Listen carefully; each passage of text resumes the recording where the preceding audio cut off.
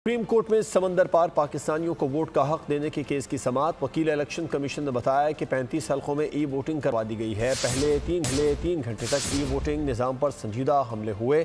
बड़े पैमाने पर इलेक्ट्रॉनिक वोटिंग से हैकिंग का खतरा है। जस्टिस मोहम्मद अली मजहर ने कहा कि इतना खतरा है तो फायरवॉल क्या करती है। सुप्रीम कोर्ट में समंदर पार पाकिस्तानी को वोट का हक देने के केस की समाअत।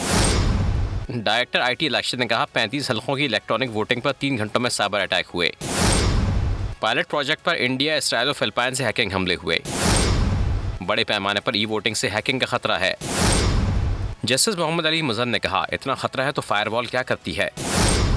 वकील इलेक्शन कमीशन बोले ई वोटिंग बनाने के लिए बैनुल-अक़वामी माहिरीन की खिदमात ली थी, फिर पूरा निज़ाम खतरे में है। वकील बानी PTI उज़ैर भंडारी बोले ओवरसीज़ वाले PTI वोटर्स हैं, इन्हें वोट डालने नहीं दिया जा रहा।